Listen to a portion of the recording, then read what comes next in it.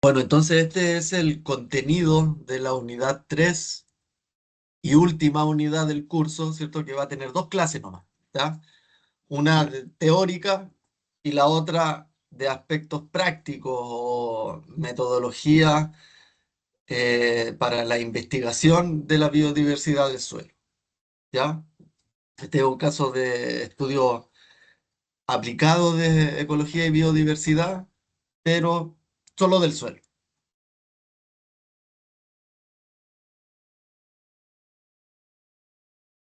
Bueno, cuando hablamos de biodiversidad, ¿cierto?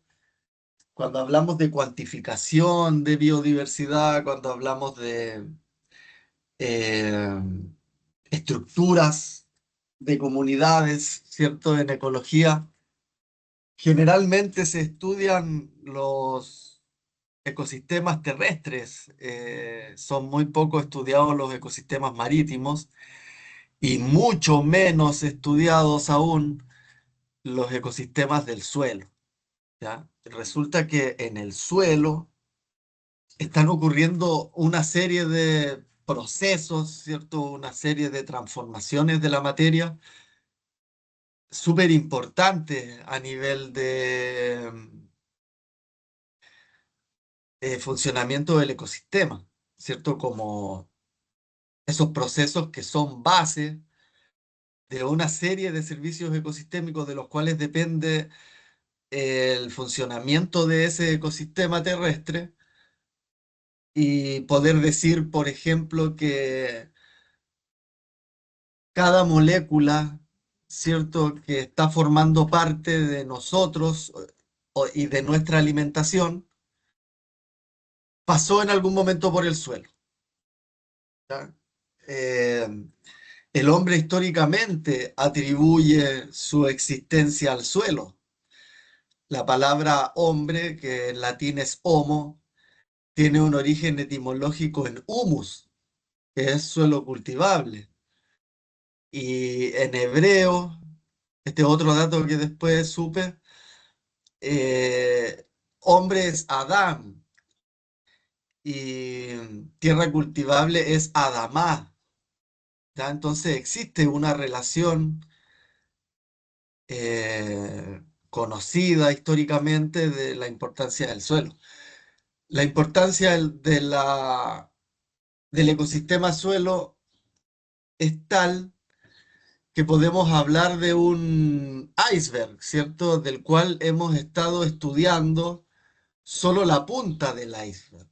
¿Ya? Todo lo que cuantificamos como agrónomos, ¿cierto? Tiene que ver con análisis foliares, tiene que ver con el estado de la parte aérea, ¿cierto? De la canopia.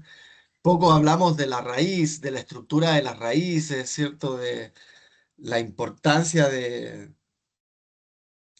esa raíz aportando un montón de carbono al suelo, entre un 20 y un 40% de todo el carbono que absorbe en la parte aérea, ¿cierto? Lo pueden liberar las plantas a través de exudados de raíces. Entonces, en el suelo están ocurriendo muchas cosas y esas cosas son tan importantes como creer, ¿cierto?, que es realmente el iceberg, ¿cierto? O lo que deberíamos estar estudiando, ¿cierto? Y por suerte la ecología del suelo ha ido ganando cada vez más importancia en el mundo científico. Ha tenido una explosión en los últimos 20, 25 años y eso está súper bien. Ya, entonces yo de eso les quiero contar un poquito, ¿ya? ¿Qué ocurre en el suelo?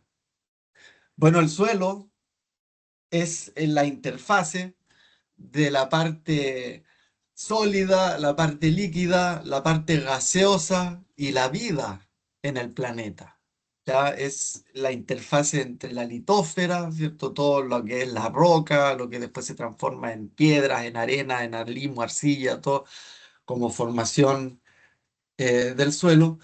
Eh, tenemos la hidrósfera, que es el agua, tenemos la atmósfera, que es todo el movimiento, ¿cierto?, de gases, eh, absorción de dióxido de carbono, liberación de dióxido de carbono, condiciones de óxido de reducción bien específicas que aportan a la mineralización, ¿cierto?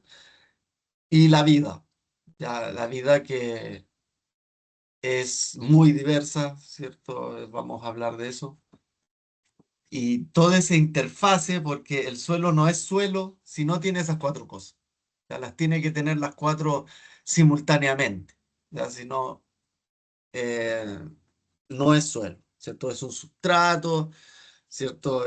Un sustrato inerte, pero sus condiciones físico-químico-biológicas van a depender de que se cumplan estos cuatro elementos, ¿cierto? Para que sea suelo. Y eso se denomina pedósfera, ¿ya? La interfase de las otras cuatro esferas. Y la pedósfera, a su vez, tiene cinco espacios, ¿cierto? Cinco eh, distintos elementos en la estructura de esta pedósfera. ¿Ya? Y esas esferas biológicas que se reconocen en la pedósfera son cinco, ¿cierto? La primera es la detritósfera, que es la primera capa del suelo, que es donde se acumula la materia orgánica para la descomposición y el reciclaje de nutrientes. Imagínense que en el mundo el 90% de la productividad primaria neta termina como hojarasca para ser descompuesta. O sea, es el proceso energético más importante del planeta, la descomposición de la materia orgánica vegetal. ¿Ya? Y eso se acumula ahí en la detritósfera. En la detritósfera se encuentra un montón de organismos, ¿cierto? Se encuentran de todo tipo de organismos y es la parte donde más organismos existen del suelo. ¿Mm? También está la drilósfera. La drilósfera es bien importante porque es una estructura biogénica, o sea, es una estructura que crean los seres vivos. La drilósfera es todo el entramado de galerías que dejan las lombrices dentro del suelo cuando ellas se mueven por el suelo de distintas formas, ¿cierto? Hay lombrices que ocupan distintos espacios en el suelo, ¿cierto? Unas que llegan a mayor profundidad, ¿cierto? Otras que se mueven horizontalmente, ¿cierto? Y así hay distintos tipos de lombrices, y estas lombrices se consideran las ingenieras del ecosistema justamente por esta generación de estructuras biogénicas que se denomina drilósfera. Ahí en la drilósfera se mueven gases también que permiten condiciones de óxido de reducción bien específicas, ¿cierto? Entonces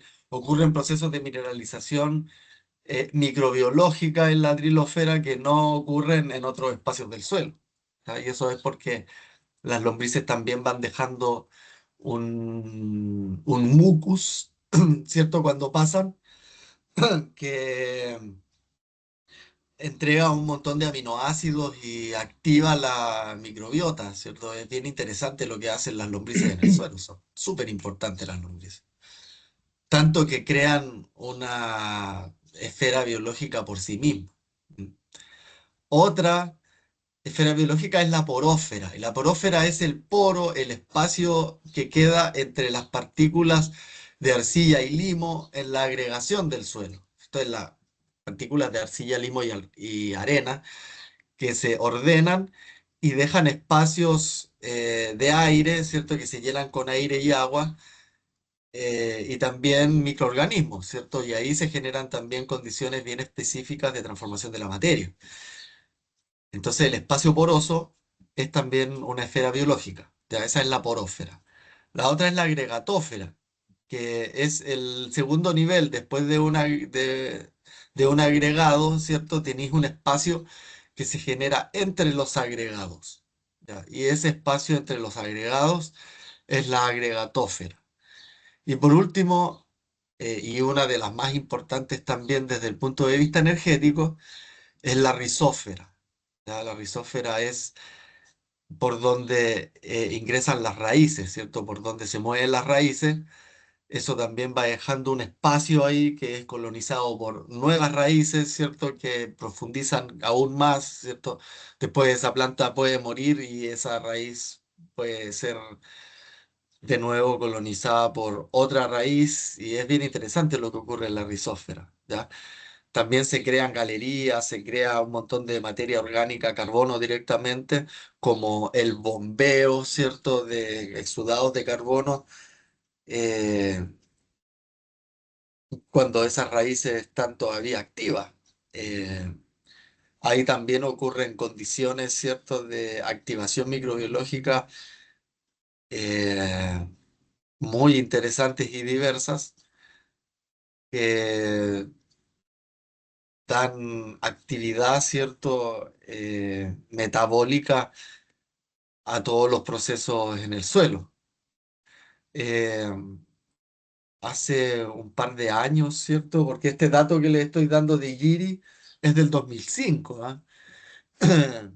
Pero hace un par de años vi un seminario internacional que era de la FAO y expuso una ecóloga del suelo muy importante que es Juana Labrador. Y me acuerdo que ella nos nombró otras cuatro esferas biológicas más que se habían descubierto en el suelo. Como les digo, esto está en constante estudio y transformación, ¿cierto? Es una ciencia que dentro de lo nueva que es está levantando mucha información respecto al funcionamiento de los ecosistemas. Bueno, un suelo, ¿cierto? Va madurando en el tiempo a medida que se va colonizando por distintos organismos, ¿cierto? Y los mismos organismos son los que van transformando esta estructura y esta forma.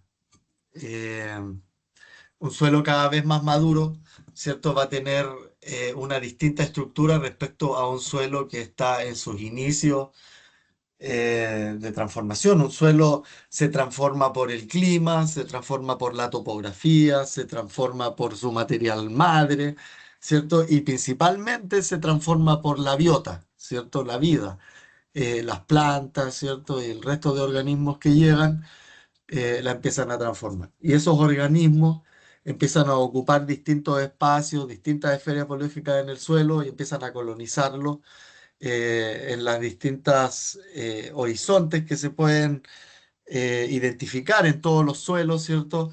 Podemos conocer el horizonte orgánico, que es la primera capa, ¿cierto? Lo que yo les nombraba que era la detritósfera.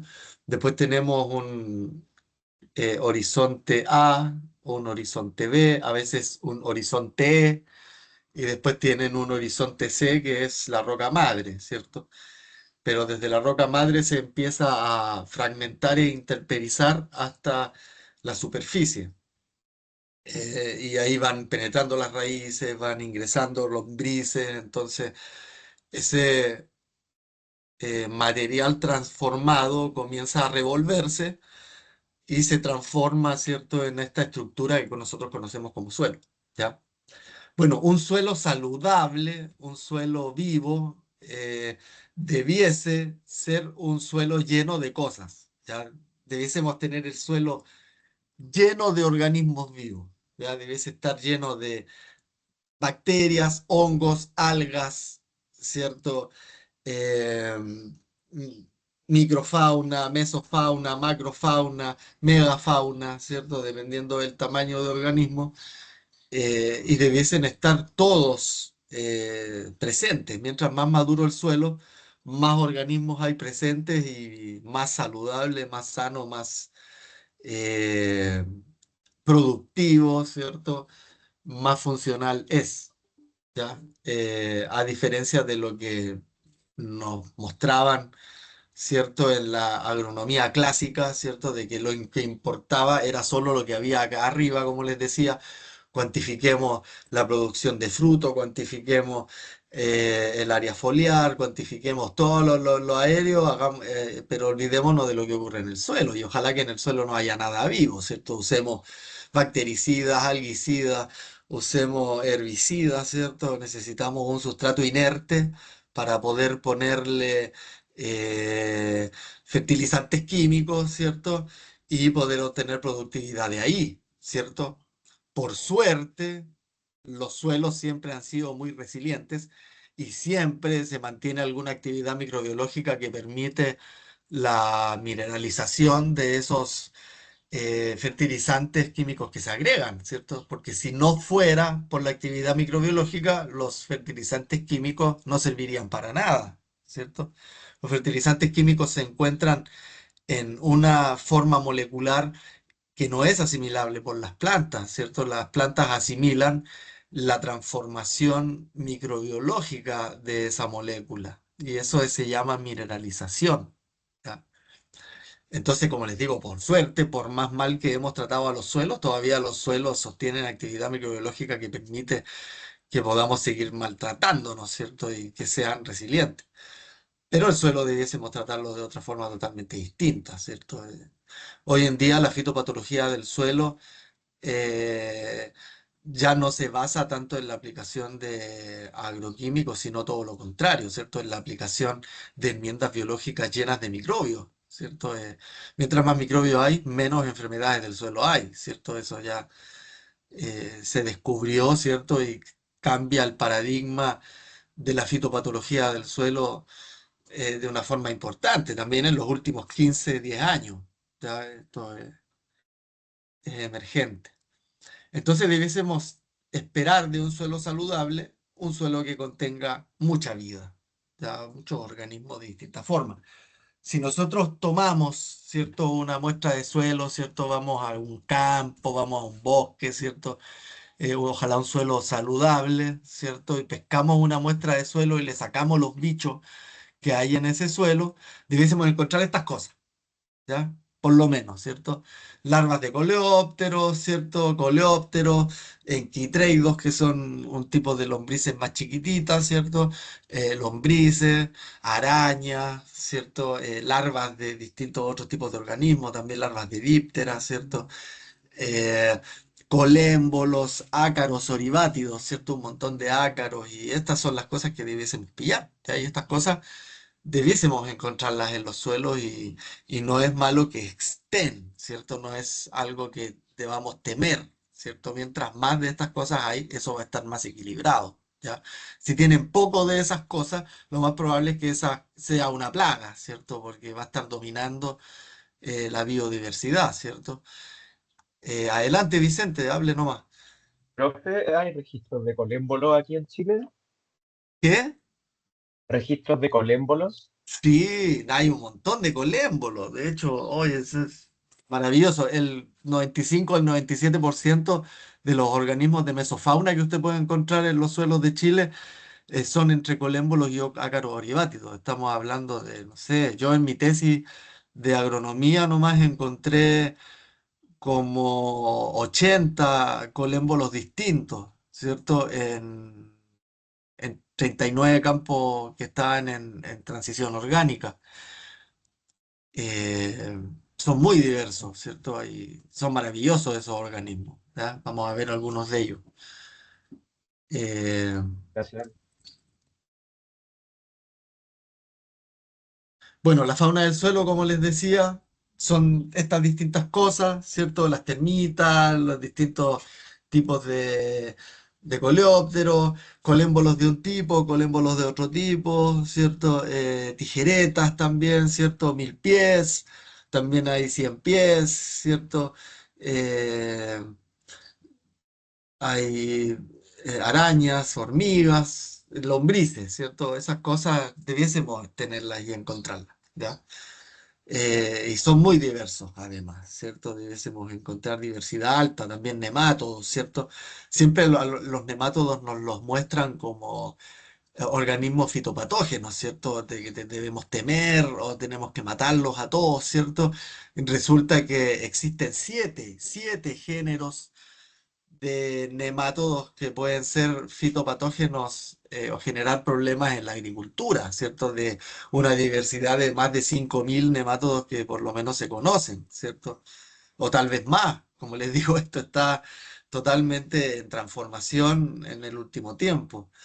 Y nemátodos de distintos tipos. Nemátodos que son predadores de otros nemátodos. Hay nemátodos que ocupan todas las,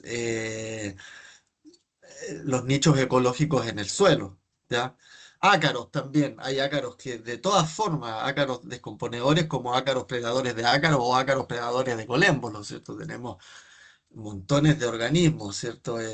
Colémbolos que se alimentan de bacterias, de hongos, de protozoos, ¿cierto? Tenemos, como les digo, la eh, diversidad de formas y de relaciones de estos organismos es muy amplia y muy diversa, ¿ya? Y eso está bien, ya está bien que los suelos, un suelo sano va a tener toda esta actividad biológica, ya va a tener todo este tipo de organismos, ¿cierto?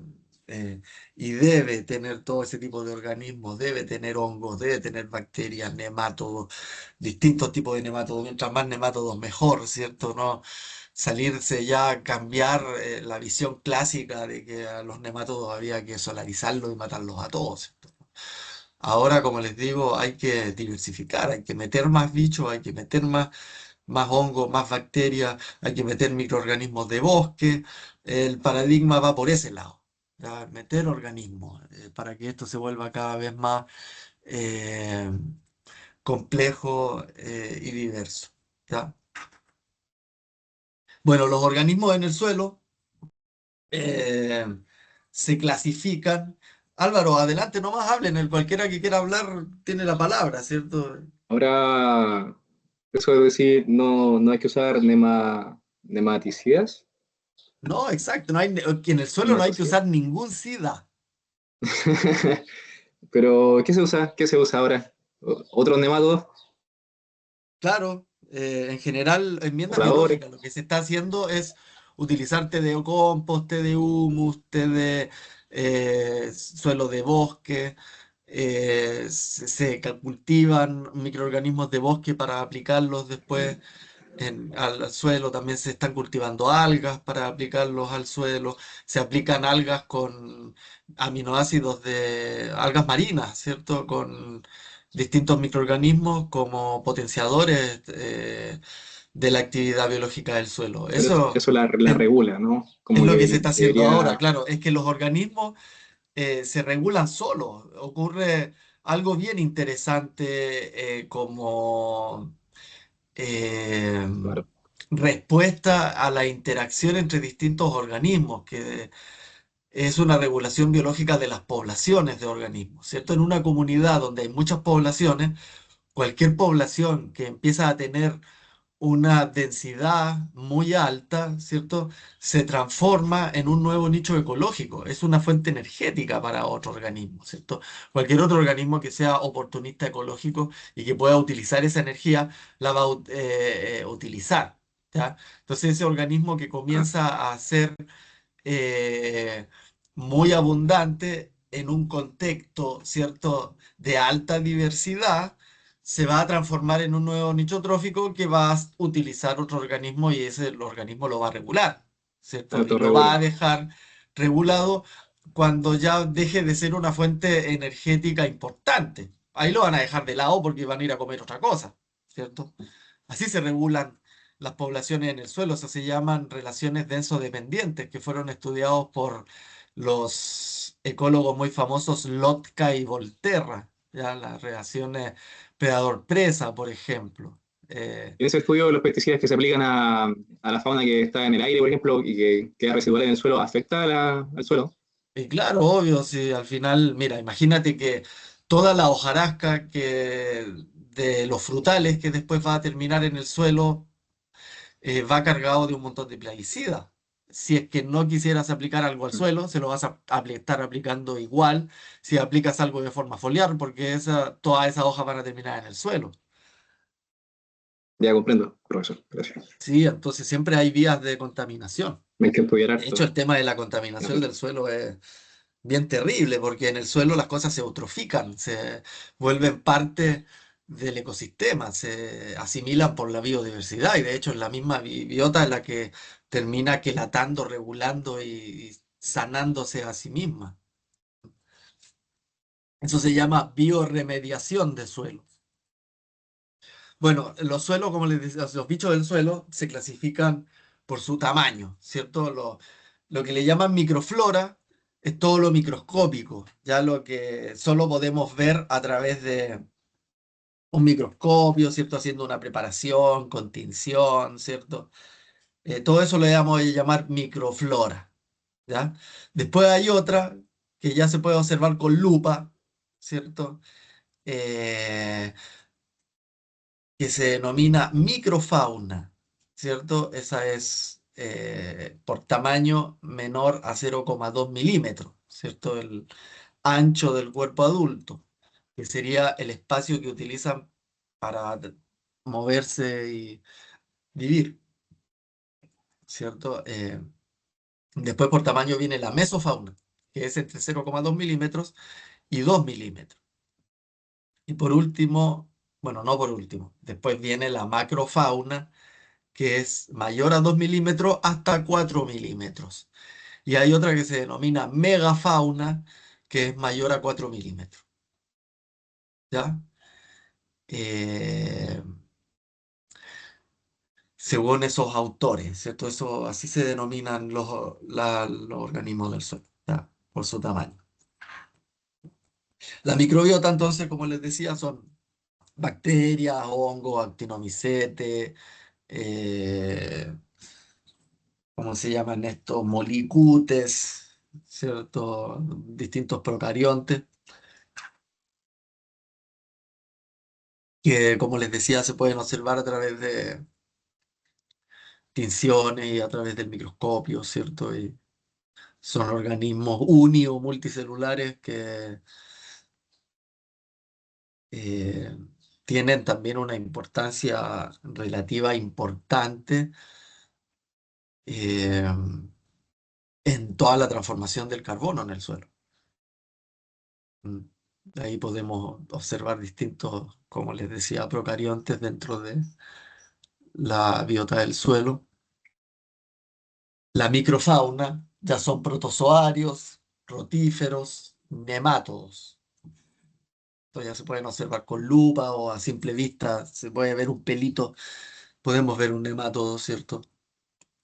Eh, los rotíferos, no sé si conocen los osos de agua, que dicen que son los organismos más resistentes del planeta, ¿cierto? Se pueden deshidratar, se pueden congelar, ¿cierto? Y van a estar activos por miles de años, ¿ya?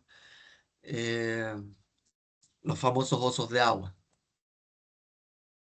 Los nemátodos, como les decía, existen de distintos tipos, ¿cierto? Ocupan todos los nichos ecológicos en el suelo, ¿cierto? Hay bacteriófagos, hay otros que se comen hongos, hay hongos que cazan nemátodos, hay nemátodos que cazan nemátodos, nemátodos que comen hojas, nemátodos que comen raíces, nemátodos que comen distintos detritos en el suelo, ¿cierto? De distintas formas también ahí se ven esas cosas redondas, ¿cierto? Esos son nemátodos hembras del género Meloidogine, Globodera, ¿cierto? Eh, que no pareciera que son nemátodos, ¿cierto? Son quistes que se pegan en la raíz y aparecen de esa forma. Hay nemátodos que tienen distintos aparatos bucales, ¿cierto? Que según de qué se alimenten, ¿ya? Se pueden romper directamente el tejido eh, con estiletes, ¿cierto? Pegarse al tejido, ¿cierto? Romper el tejido, ingresar al tejido, vivir dentro del tejido, ¿cierto? Hay nematodos bien especiales. No sé si saben de un nematodo que se llama Afelencoides, eh, que es uno que tiene el desastre en las frutillas actualmente, ¿cierto? Ese es un nemátodo que vive dentro de las plantas, ¿cierto? Es un endófito y se transmite por el follaje, ¿ya? Eh, y que tiene en este momento, es- fue una emergencia fitosanitaria importante para la agricultura chilena.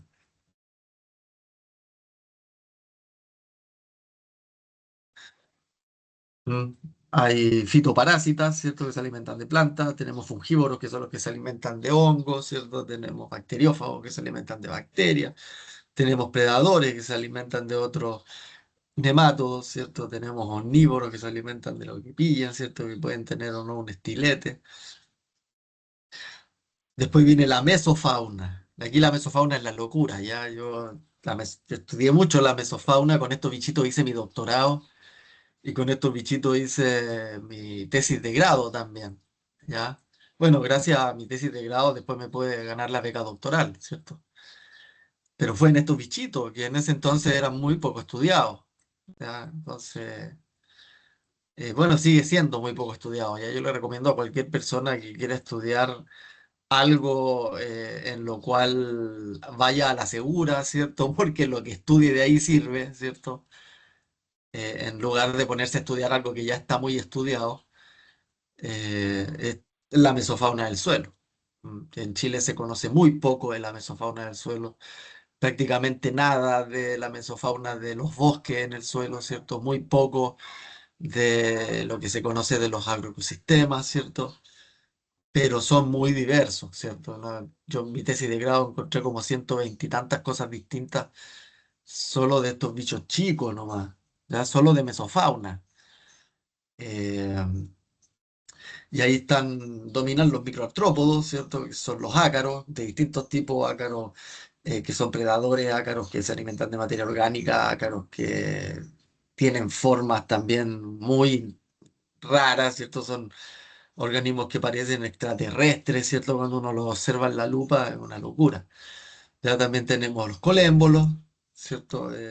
Los proturos, los dipluros, los sinfílidos y los enquitreidos, ¿cierto? Los enquitreidos son también un tipo de lombricita que es muy común también en los suelos, ¿cierto? Y tienen que estar, ¿cierto? Unas lombricillas que son más grandes que los nemátodos, ¿cierto? Esos son enquitreidos, ¿ya? Y ahí estos son datos de mi tesis, pues, ya de 39 campos en transformación agroecológica. Medimos los organismos del suelo y encontramos solo esos ácaros. ¿M? Y además todos estos otros organismos. Y esas son fotos reales de los bichos que encontramos. ¿M? Ácaros oribátidos, ¿cierto? Ácaros predadores, ácaros oribátidos, colémbolos de distintos tipos. Profesor, Después vienen los... Ah, adelante. de casualidad, tenemos a disposición su tesis para leerla. Sí, pues está ahí en la biblioteca, están todas las Ya, tesis. ya. Muchas gracias. ¿Ya? Eh, Después viene la macrofauna del suelo. Y estos son los más importantes a nivel de cantidad de transformación de energía en el suelo, ¿cierto? Estos son los que les llaman los ingenieros del ecosistema, ¿cierto? Aquí están las lombrices, los chanchitos de tierra, ¿cierto? Las distintas larvas de distintos organismos, ¿cierto? Cien pies, mil pies, las hormigas, pero sobre todo las lombrices. ¿Ya? Estas son las campeonas, aquí son las más importantes, ¿ya? En todos los suelos del mundo, ¿ya? Un suelo saludable va a tener muchas lombrices, ¿cierto? Un suelo debe tener muchas lombrices y debiese tener mucha macrofauna, ¿cierto? Una cosa bien interesante que descubrimos en la tesis doctoral, por ejemplo, es que en un campo donde han aplicado demasiados pesticidas, ¿cierto? Disminuye la macrofauna, hay un efecto de cambio de nicho ecológico, ¿cierto? Y ese nicho ecológico que ya no está ocupando la macrofauna, la empieza a ocupar la mesofauna, ¿cierto? Y entonces empieza a aumentar la mesofauna como respuesta en sistemas que han sido muy perturbados, ¿ya? En un sistema no perturbado debiese ser la macrofauna la que está haciendo todo el trabajo, ¿cierto? Y la mesofauna mucho menos, ¿cierto? El 10% de la energía nomás, ¿ya? Y la macrofauna por lo menos el 90%. Así que es importante también considerar esa eh, proporción, ¿cierto?, entre los distintos grupos de organismos en el suelo, ¿ya? Cuando se cuantifican estos organismos, ¿cierto? Si estas proporciones, ¿cierto?, están equilibradas o no. Y así podemos medir niveles de perturbación, ¿ya? Solo considerando y cuantificando organismos del suelo. Bueno, como les decía, estos organismos del suelo son muy diversos, deben ser muy diversos y muy abundantes también, ¿cierto? En un suelo tropical, subtropical, saludable, ¿cierto? Debiésemos encontrar por lo menos diácaros en un gramo, ¿ya? Un gramo de suelo debiese tener entre 1 y 10 ácaros, ¿cierto? Debiese tener entre 10 y 100 nemátodos. Estamos hablando de un gramo de suelo. Un gramo de suelo debería tener entre 10 y 100 nemátodos, ¿ya? Debiese tener más de 100.000 protozoos. Debiese tener más de 100.000 algas. Un gramo de suelo. Debiese tener más de 1 millón de hongos. Más de 100 millones de actinomicetes y más de 1.000 millones de bacterias, ¿ya? Un suelo normal, un suelo saludable debiese tener esa abundancia y diversidad de organismos, ¿ya? O si lo cuantificamos como biomasa, adelante, Claudio.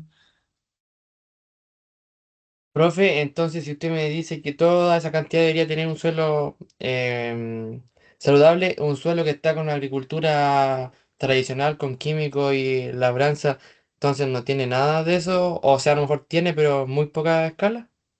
Claro, tiene mucho menos, está mucho más disturbado. O sea, lo más probable es que la macrofauna y la mesofauna no exista, ¿cierto? Y todavía lo que le quede es microfauna nomás, micro y microorganismos, ¿cierto? Microflora y microfauna. Eh, Porque las primeras que se ven perturbados siempre son las más grandes, ¿cierto? La megafauna va a ser la primera que se va a ir, ¿cierto? Después se va a ir la macrofauna y después la mesofauna. Entonces quedan puros microorganismos. Como les digo, por suerte, los suelos son tan resilientes que aún así pueden soportar el maltrato de la agricultura convencional. ¿Mm? Y la productividad de la agricultura convencional sigue sosteniéndose gracias a esa actividad microbiológica resiliente en esos suelos todavía. Entonces, como les digo, además de ser muy abundantes, lo son en biomasa también, lo podemos cuantificar. Por ejemplo, deberíamos encontrar en 1 hectárea, ¿cierto? A 15 centímetros de profundidad, deberíamos encontrar entre 100 y 1.500 kilos de lombrices. Ya, fíjense, en 1 hectárea nomás, y solo a 15 centímetros de profundidad. Deberíamos tener 1.500 kilos de lombrices. ¿Mm?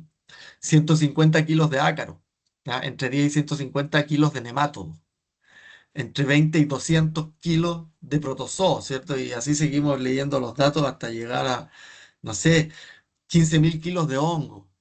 ¿Mm? Eh, Así de importante es. Por eso les mostraba ese iceberg, ¿cierto? Eh, los ecosistemas terrestres se sostienen de lo que está ocurriendo bajo el suelo. Por ejemplo, hay otro dato que dice que 1 gramo de suelo forestal en un bosque, ¿cierto? Va a contener 4 por 10 elevado a 7 células procariontes. 4 por 10 elevado a 7, corríjanme ustedes, serían 40 millones, ¿no? 40 millones de células procariontes. Y dice que en un suelo cultivado, ¿cierto? O un suelo de pastizales, debiesen haber 2 por 10 elevado a la 9 células, que si ustedes me corrigen, debiesen ser 2.000 millones. ¿Mm?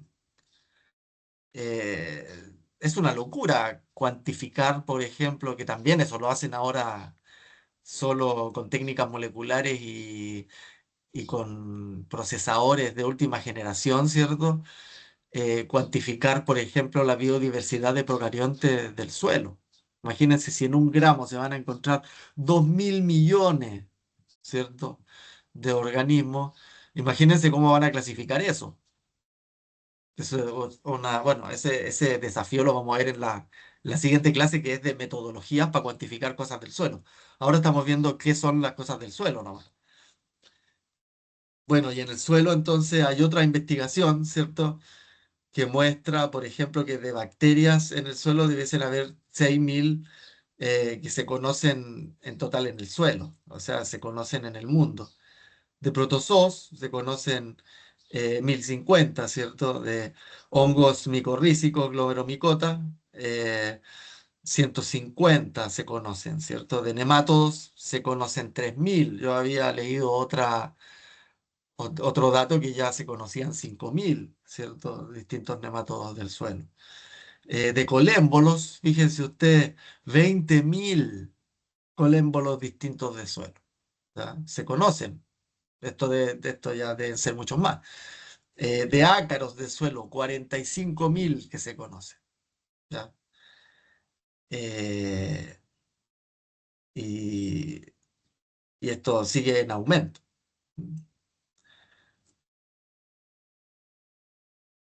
Eh, bueno, el programa más actualizado que existe respecto a la biodiversidad de organismos del suelo lo van a encontrar, bueno, de organismos en general, ¿cierto?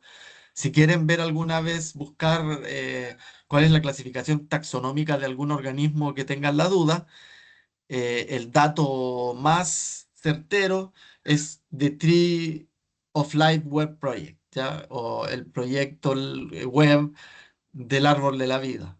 ¿Ya? Ese es un proyecto internacional, ¿cierto? Que lo sostienen científicos que mantienen actualizada, ¿cierto? La clasificación taxonómica de todos los organismos que se conocen, ¿ya?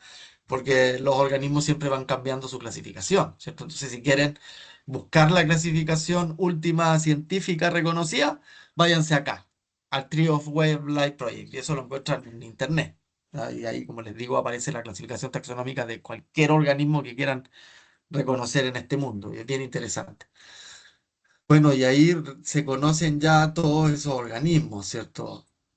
Del suelo, ¿cierto? Entre bacterias, entre plantas que están clasificados, entre hongos, entre artrópodos, ¿cierto?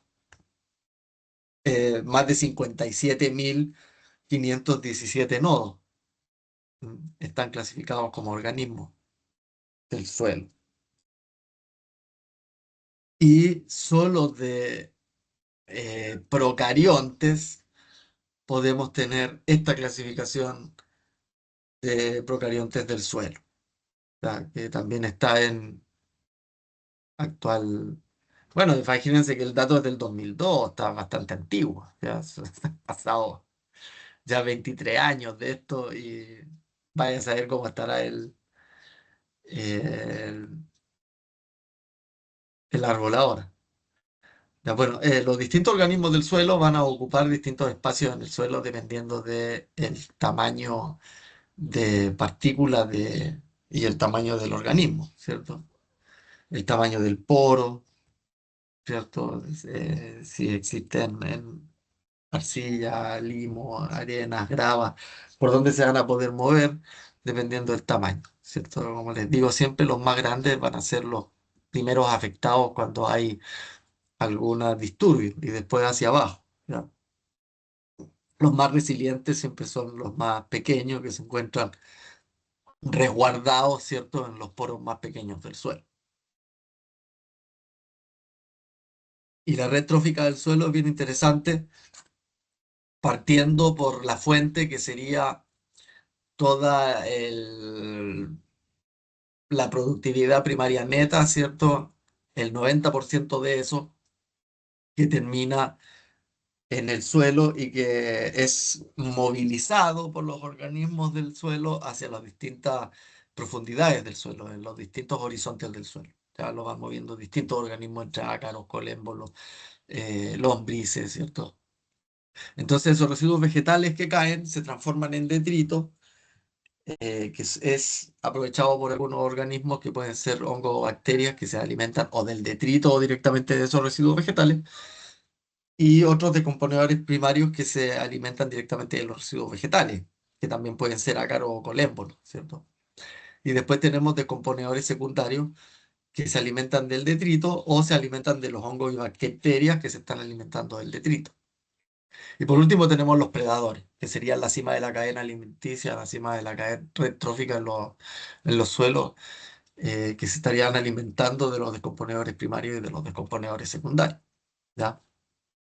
Entonces tenemos esta energía que proviene del sol, ¿cierto? Que es transformada por la fotosíntesis, ¿cierto? Productividad primaria bruta.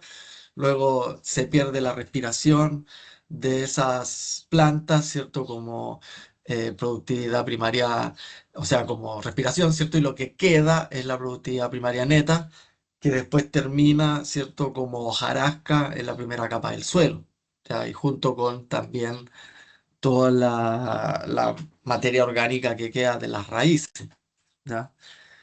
Esa materia orgánica, ¿cierto? Es a su vez colonizada por hongos, bacterias, ¿cierto? Hay hongos y bacterias que se alimentan también directamente de las raíces de las plantas o de las plantas, nemátodos que se alimentan también de las raíces de las plantas, ¿cierto? Después tenemos protozoos que se alimentan de las bacterias, ¿cierto? Tenemos nemátodos que se alimentan de los hongos o de otros nemátodos, ¿cierto? Tenemos también ácaros y colémbolos que se van a estar alimentando, ¿cierto? De los hongos y bacterias, ¿cierto? Que se están, y de los nemátodos también, que se están alimentando de la materia orgánica y así. Después, ácaros predadores que se alimentan de otros ácaros, o que se alimentan de nemátodos, ¿cierto? Después, pájaros que se alimentan de estos organismos predadores, ¿cierto? Animales de la megafauna, ¿cierto? Hasta ahí podemos llegar con los niveles tróficos en el suelo, ¿ya? El movimiento de energía en el suelo. Mm. De esta forma, ¿cierto? De las plantas a distintos organismos descomponedores primarios, después descomponedores secundarios, después predadores, ¿cierto? Y después la macrofauna total. Aquí otra foto de lo mismo, ¿cierto? Eh, Acá también muestra esta investigación del 2010, ¿cierto? Distintos organismos también importantes dentro de la cadena trófica del suelo, ¿cierto? Entre hongos, bacterias, lombrices, 100 pies, distintos artrópodos, ya que tienen que existir. Bueno, hay un investigador del suelo muy importante que es quien acuñó el término de ingeniero del ecosistema, ¿cierto? Que es Patrick Lavelle, ¿ya? Tiene papers bien interesantes, escribe muy bien. Si quieren leer algo bueno, ¿cierto? En ecología o en ecología del suelo, búsquense cualquier paper de Patrick Lavelle y se van a fascinar, ¿ya? Por la forma en que escribe el tipo y lo importante que es entender las cosas que él explica, ¿cierto? De respecto a la ecología del suelo y al movimiento, ¿cierto? De energía. Bueno, él sostiene, ¿cierto? Que en el suelo, más que redes tróficas, ¿cierto? Ocurre un sistema de ensamblaje, ¿ya?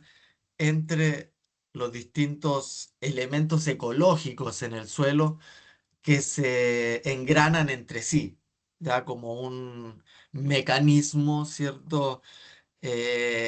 Integrado, ya entre estos distintos elementos, ¿ya? Y entonces tenemos primero los microorganismos, ¿cierto? Que están en los agregados, ¿cierto? Más pequeños, ¿cierto?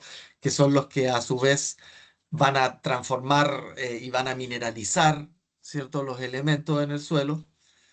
Eh, pero que van a depender a su vez de lo que les estén entregando estos intermedios, ¿cierto? Que son los que están creando las estructuras biogénicas, ¿cierto?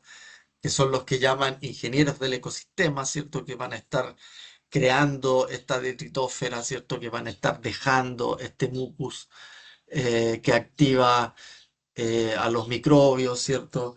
Entonces, estos microbios van a poder activarse, ¿cierto? Y moverse, siempre y cuando se activen y se mueven, ¿cierto? Estos ingenieros del ecosistema, ¿cierto? Y esos a su vez van a generar, ¿cierto? Y van a depender de distintos organismos macros, ¿cierto? Que son los que van a estar movilizando en el perfil del suelo el carbono, ¿cierto? Y las fuentes de carbono, eh, y que a su vez va a sostener el ecosistema completo, ¿cierto? Porque el ecosistema, como les digo, viene del suelo, ¿cierto? Lo que vemos arriba es una manifestación de procesos que están ocurriendo primero abajo, ¿cierto? Que no se les vaya nunca de la mente el iceberg, ¿ya? Lo que estamos mirando sobre el suelo es la punta del iceberg,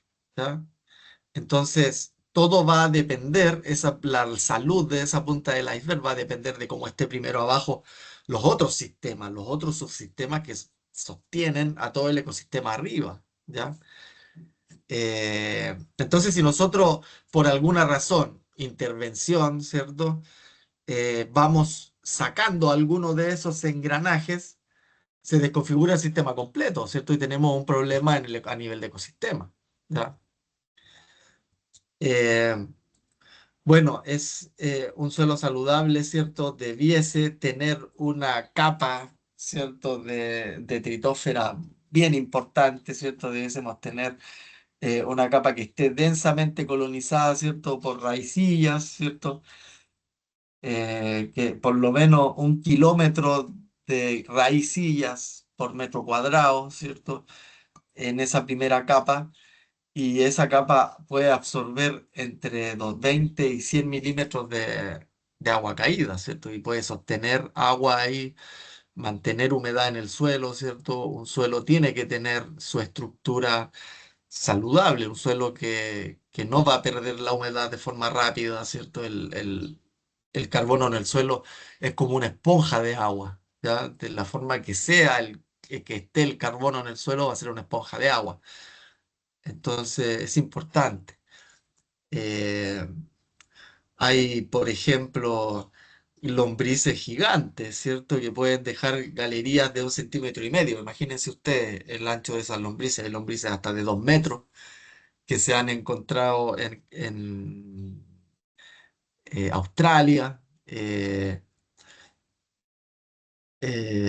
El agua caída, ¿cierto? Que se mueve a través de esas galerías, ¿cierto? Como se mueve también el aire a través de esas galerías. Es importante. En esas galerías hay condiciones de óxido reducción también importantes, ¿cierto?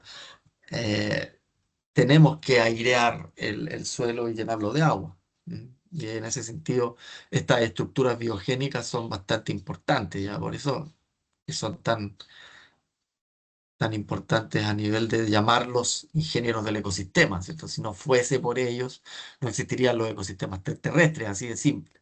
¿Mm? Otra cosa bien interesante que se ha estudiado en ecología del suelo es la relación micorrízica, ¿cierto? Esto que antes se creía, o cuando se empezó a estudiar, se pensó que eran algunas plantas nomás, ¿cierto? Algunos hongos micorrízicos de algunas plantas.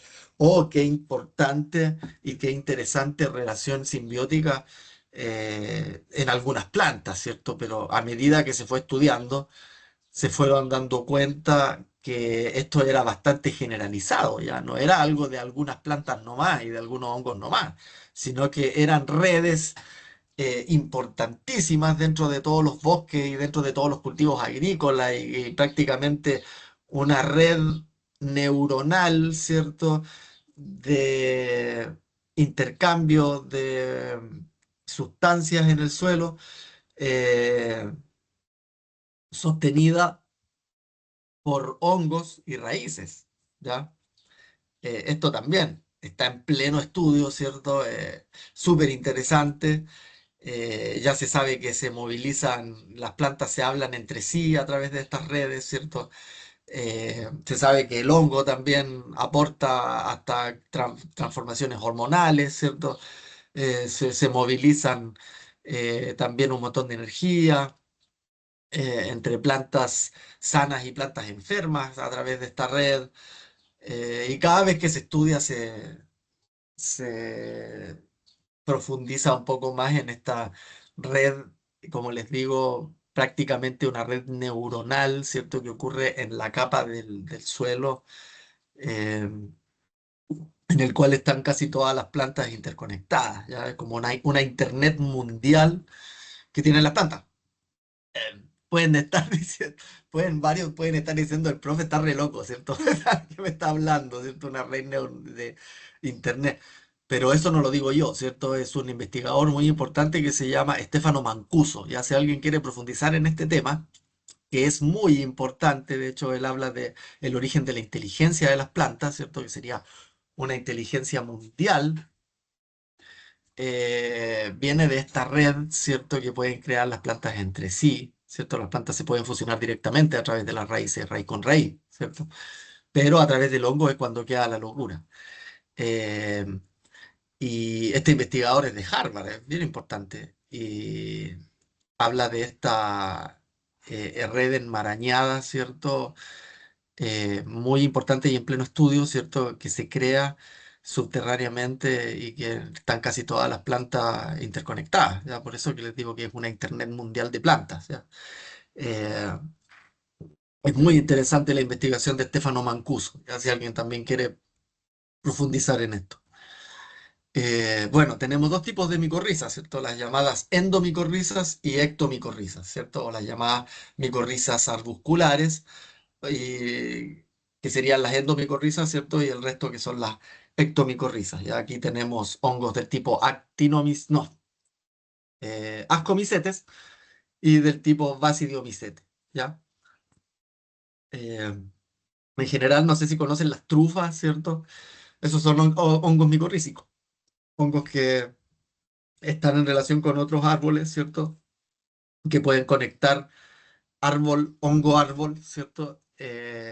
Y así sostener a toda una población o comunidad, ya incluso hasta entre especies distintas de árboles, ya que se pueden conectar a través de estos hongos micorrízicos. Son muy, muy, muy cultivados acá también los hongos en los pinos que pusieron acá en Chile, están llenos de hongos micorrízicos que hacen eh, relaciones con ellos y los cultivan. La gente está obteniendo recursos forestales no madereros, ¿cierto? A través de estos hongos micorrízicos. Tenemos de distintos tipos, como les digo, de distintas formas, ¿cierto? Con distintos usos también, ¿cierto? No sé si conocen la manita, pero son todos hongos micorrízicos, ya bien interesante. Eh, Profe, las ectomicorrizas, que son, adelante, la manita buscaría igual es micorrícico. sí, es un hongo micorrízico. Vale, gracias. Las ectomicorrizas entonces son estos hongos que crean estructuras que rodean a las raíces, ¿ya? Mientras que las endomicorrizas son estructuras que ingresan al tejido de la raíz directamente a la, a las células, ¿ya? Por eso les llaman arbusculares, porque crean como arbúsculos, ven si le ven que tienen forma de árbol, a esos austorios, que son esas como raíces que ingresan del hongo, ¿cierto? Bueno, en realidad son hifas, ¿cierto? Que ingresan del hongo al simplasto, eh, en forma de árboles, les llaman arbúsculos y por eso les llaman micorrizas arbusculares, ¿ya? Que serían las endomicorrizas, que están dentro del tejido. Y estas que están por fuera se denominan las ectomicorrizas, ya que crecen apoplásticamente. Ya las otras crecen simplásticamente.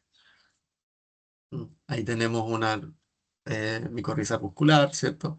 Ahí tenemos otra micorriza arbuscular, ¿cierto? Como ingresan a través del tejido de la raíz, ¿cierto? Ahí tenemos también procesos de cómo las raíces con las micorrizas se relacionan, ¿cierto? Y cómo se pueden transmitir, ¿cierto? Una serie de sustancias y elementos entre sí en esta red, ¿ya? Bueno, acá tenemos eh, un- una explicación entre los distintos factores del suelo y cómo estos eh, interactúan entre sí. Ya la calidad de la hojarasca, por ejemplo, va a tener directa influencia sobre los descomponedores, ¿cierto? Y estos descomponedores van a tener a su vez una alta influencia sobre la tasa de descomposición y la mineralización. Ya como esta tasa de descomposición y mineralización también va a depender de la calidad de la hojarasca, ¿cierto? Y así, ¿cierto? El estado de la vegetación va a incidir también en la calidad de la hojarasca y por ende al resto de los elementos del suelo, ¿cierto? Las propiedades del suelo van a incidir sobre la vegetación, ¿cierto? Las condiciones climáticas van a incidir sobre las propiedades del suelo y sobre la vegetación, ¿cierto? La roca madre va a incidir sobre las propiedades del suelo, ¿cierto? Los organismos del suelo van a tener una influencia sobre las propiedades del suelo y así es como el sistema suelo funciona, ¿ya? Es dinámico y retroalimentativo, ¿ya? Porque todos los aspectos están interrelacionados entre sí, directa o indirectamente, ¿ya? Entonces, esto está en total cambio, movimiento, dinámica. Ya ustedes cambian cualquiera de los factores en el suelo y va a cambiar todo el suelo completo, porque están así de eh, implicados todos los procesos.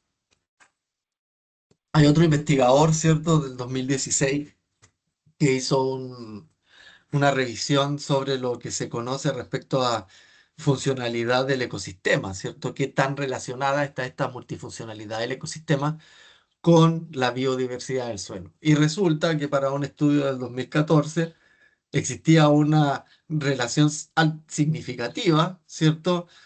Donde hay una mayor multifuncionalidad del ecosistema a medida que hay una alta biodiversidad del suelo. Lo mismo lo confirmó otro estudio del 2014, ¿cierto? Y lo mismo se descubrió en otro estudio del 2015, ¿cierto?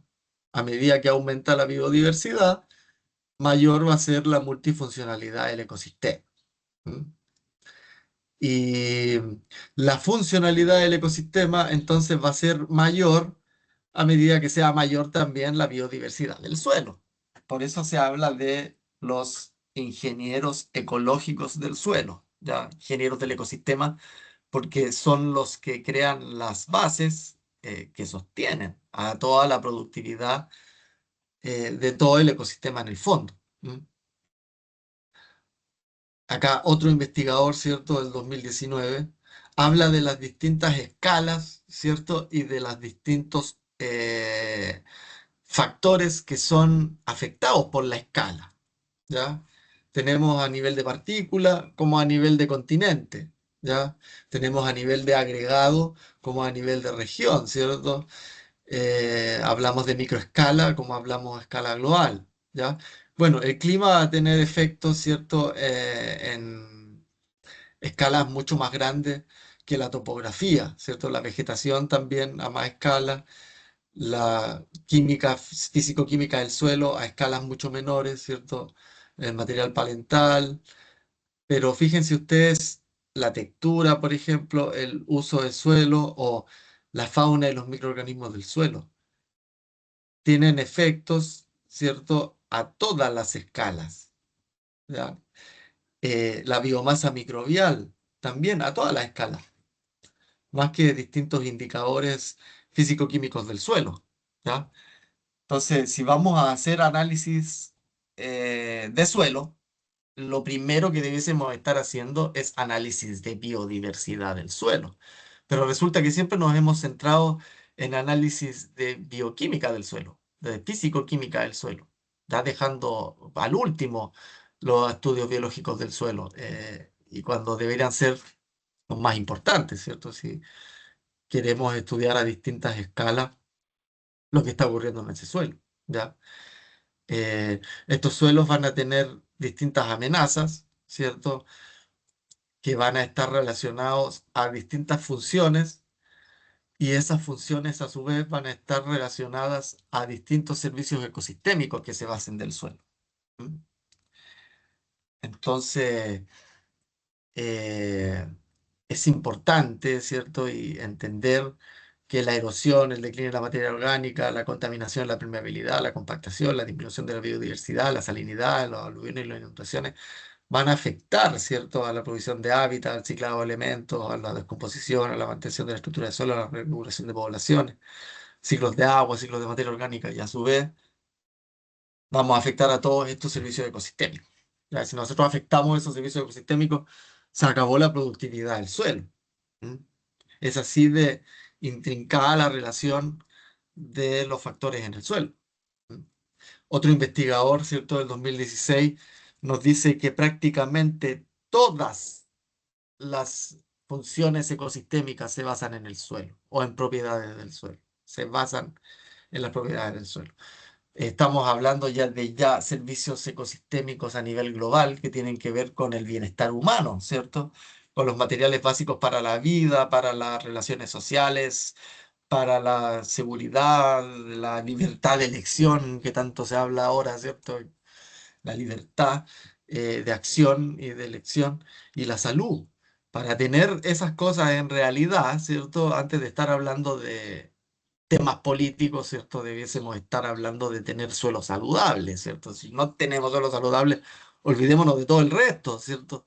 Lo primero que tenemos que tener son suelos saludables. Ya eso es lo que nos está diciendo este investigador, ¿cierto? Porque esas propiedades del suelo van a incidir directamente en que tengamos todo el resto, ¿cierto? Plataforma para actividades humanas, ¿cierto? Fuente de materiales para la construcción, ¿cierto? Pool de carbono, eh, resguardar herencia arqueológica y regional, ¿cierto? Producción de biomasa, ¿cierto? Transformación de nutrientes, ¿cierto? Resguardo de biodiversidad, montón de servicios ecosistémicos de los cuales dependemos. ¿M? Y son todos una conclusión de lo que está ocurriendo primero en el suelo. ¿M? Bueno, él nos dice, por ejemplo, de los distintos servicios ecosistémicos de provisión, por ejemplo, el carbono orgánico del suelo y la biota del suelo dan luces en varios de ellos, ¿cierto? Por sobre otros indicadores del suelo. ¿Mm? Servicios ecosistémicos de regulación también, ¿cierto? Respecto a otros indicadores que generalmente son considerados, pero eh, se dejan de lado los de biota del suelo o carbono del suelo. ¿Mm? Cuando son los que más hablan de los servicios ecosistémicos. O sea, eso es lo que debemos estar estudiando, ¿cierto? Como les digo, suelos que debido a su actividad microbiológica, ¿cierto? Bueno, actividad biológica en general, van a sostener, ¿cierto?, la productividad y el funcionamiento de todo el ecosistema, ya sea este ecosistema árido o este ecosistema tropical o este ecosistema temperado o un ecosistema de tundra.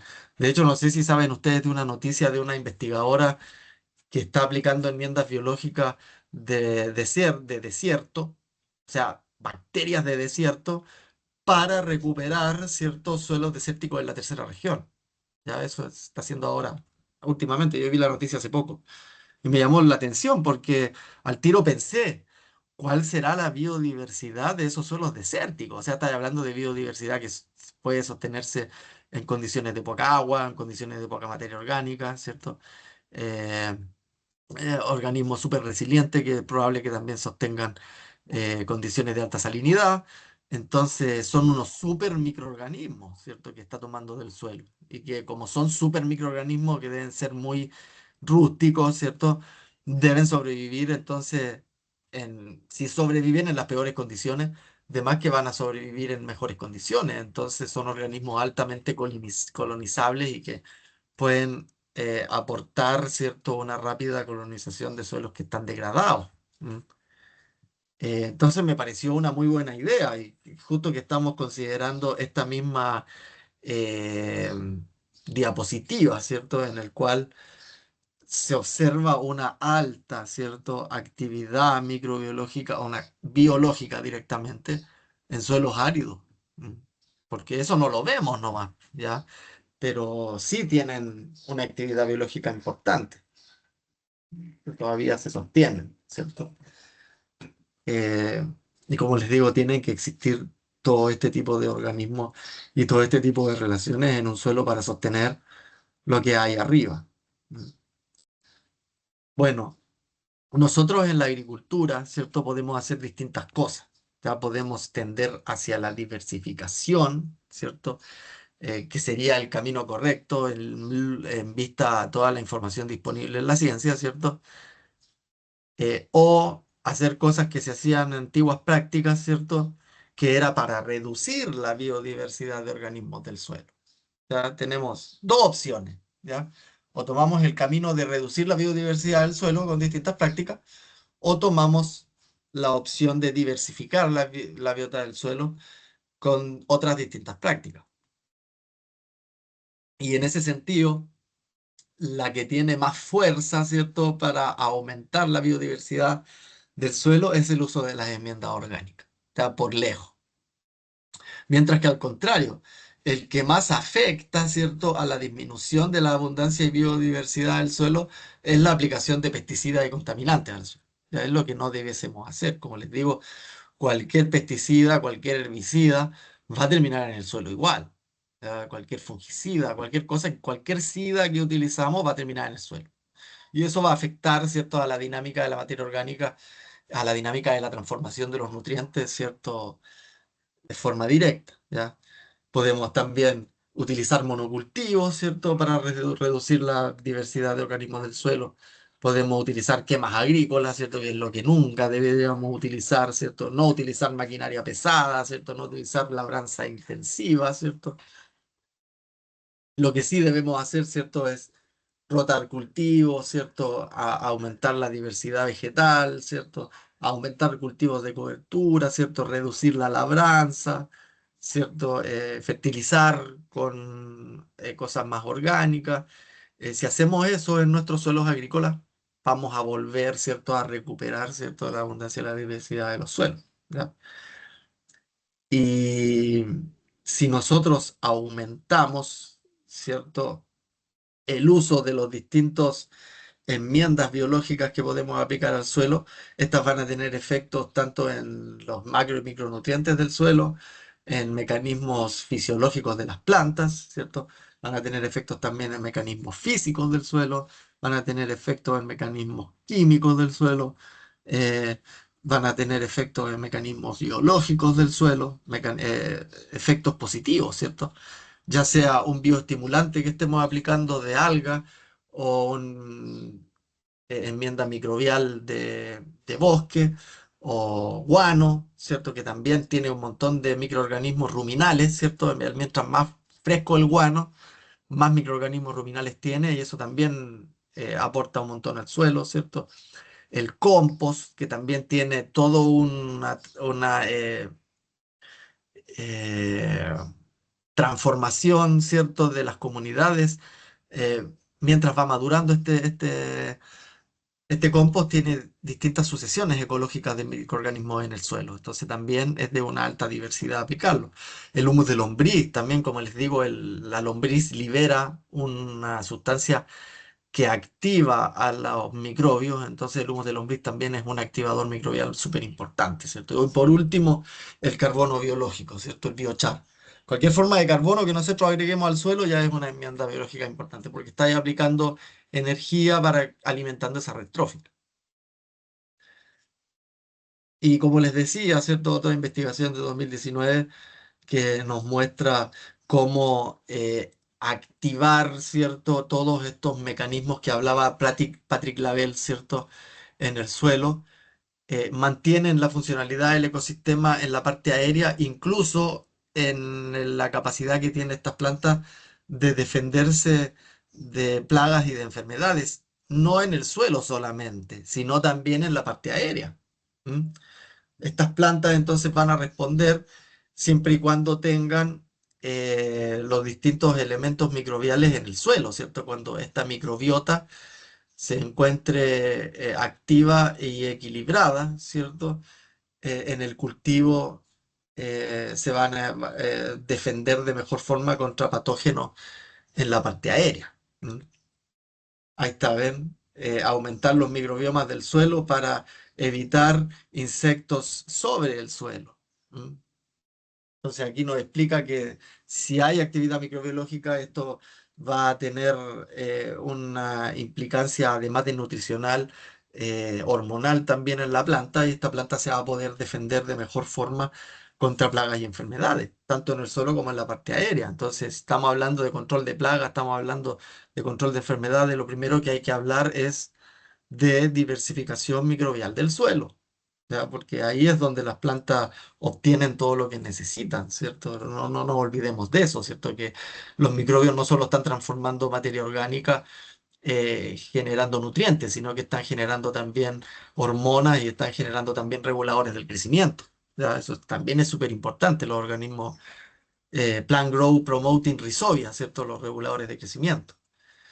Eh, Otro tema súper importante que se viene ahora es el famoso terroir microbiológico, ¿cierto? El terroir, el terruño, o las condiciones edafoclimáticas que dan características especiales a un vino o a cualquier producción agrícola, ¿cierto? Entonces decimos, el clima y el suelo de esta zona van a imprimir en el vino características específicas, ¿cierto? Por eso el vino que se produce allá en Bordeaux es distinto, ¿cierto?, del vino que se produce en España, porque tiene condiciones edafoclimáticas distintas, ¿cierto? De ahí que viene el término terroir. De hecho, esto lo crearon los franceses allá en Bordeaux, ¿cierto? Es que el vino de Bordeaux es único por su terroir, ¿ya? En realidad es la condición edafoclimática.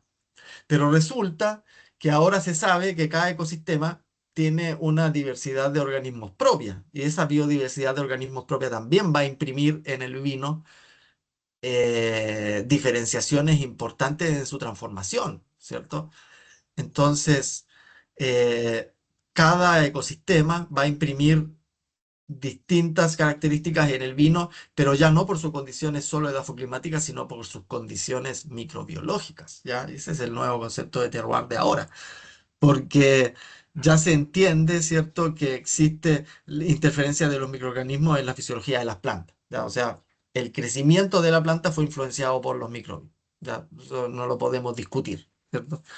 Después, la diversidad microbial en el viñedo, ¿cierto? Vamos a tener bacterias y hongos tanto en el suelo como en la parte aérea, ¿cierto? Y que van a estar en el viñedo durante el ciclo que se desarrolla la planta, ¿cierto? Y eso va a afectar o no a diversas condiciones fitopatológicas que pudo haber tenido o no el viñedo durante su desarrollo.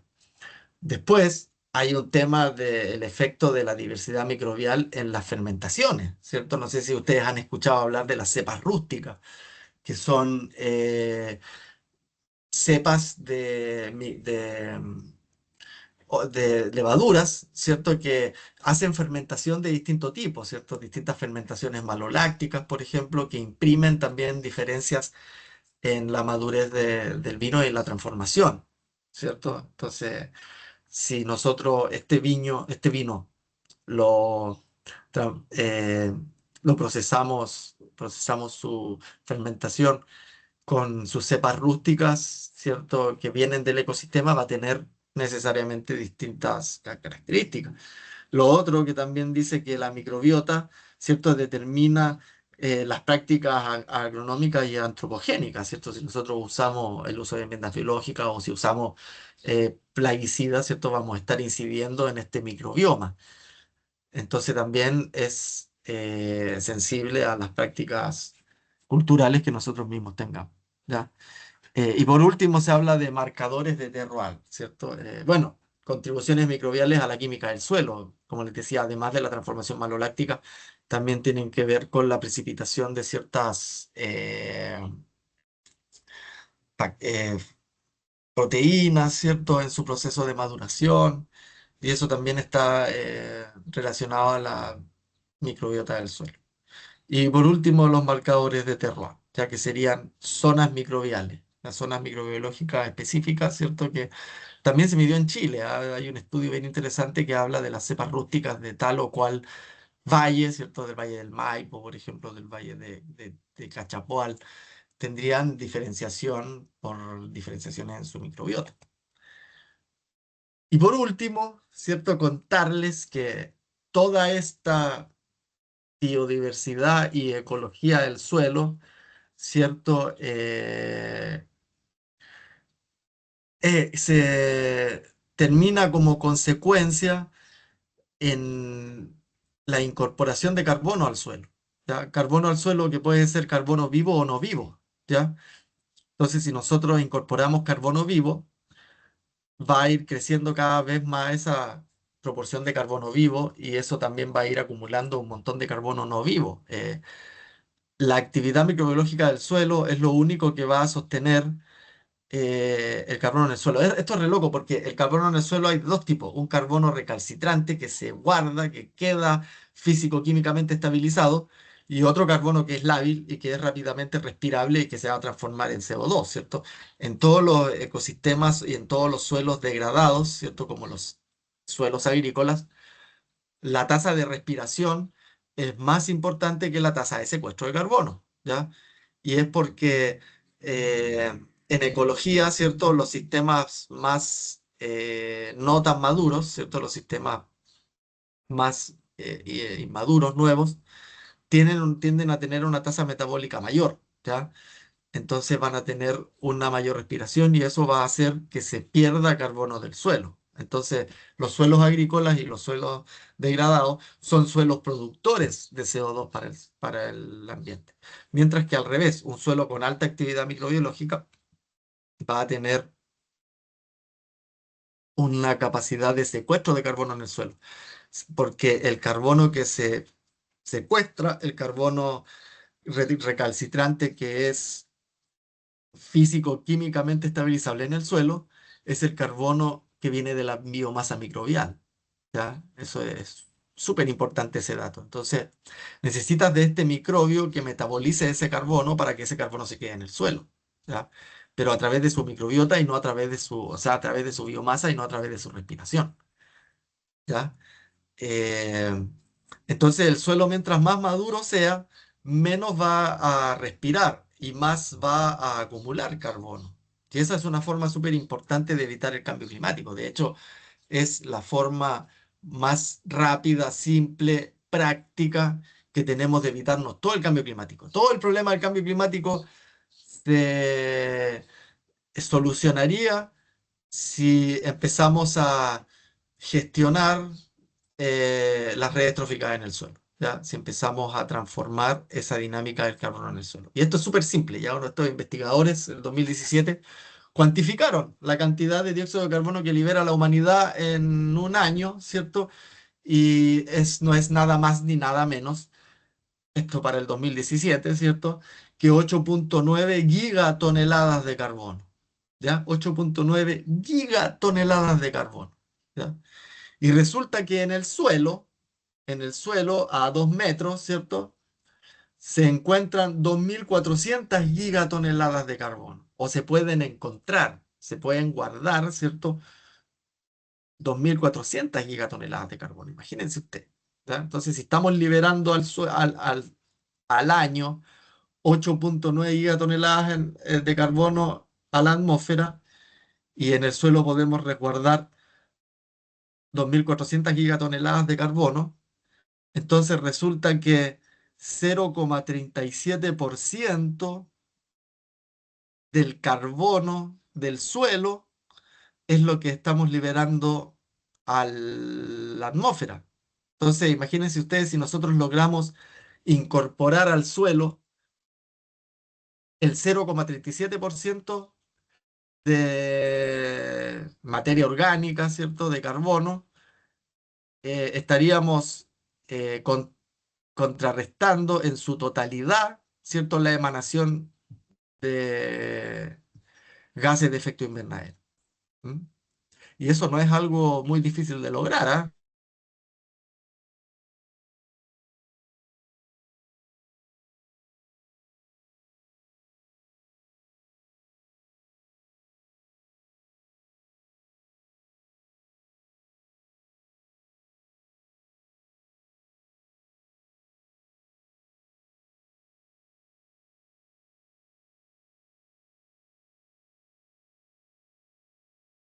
Se cayó el profe.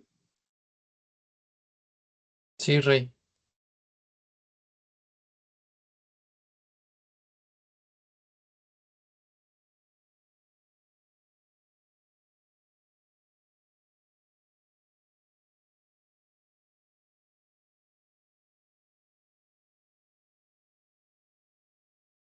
Entonces, ¿cómo fijamos carbono en el suelo?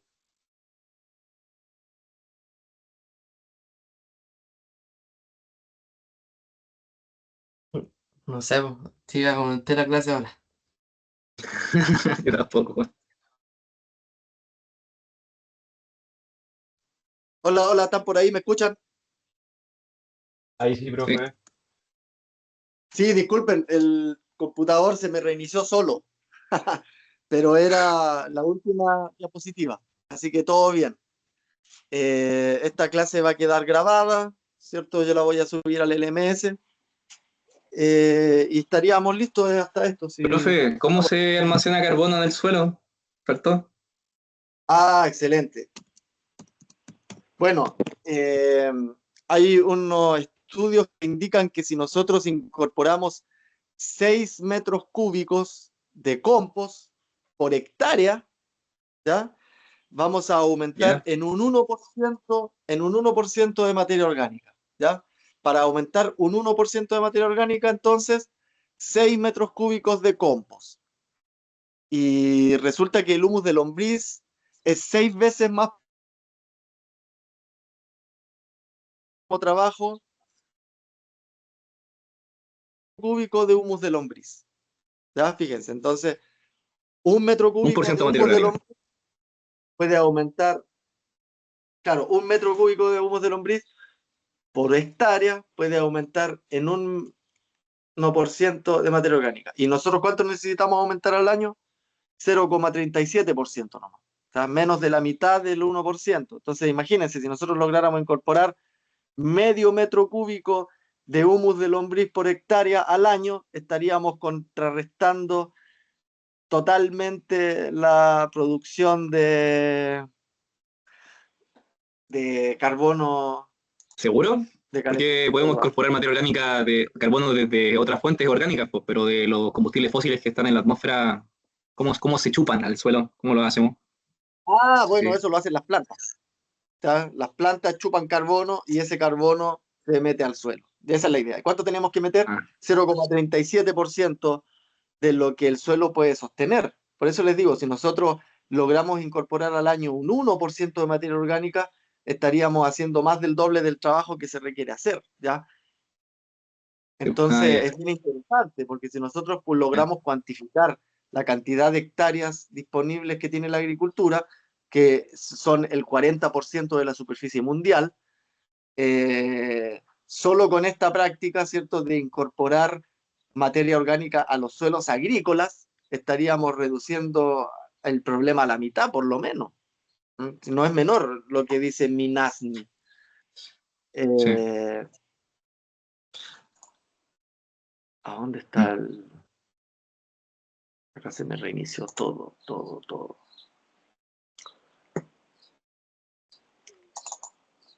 Agronomía,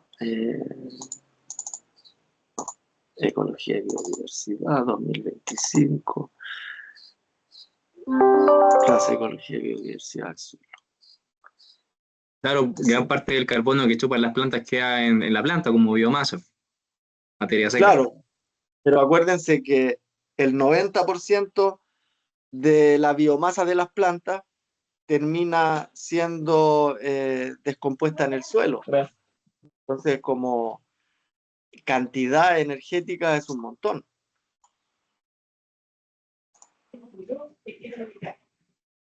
Ya.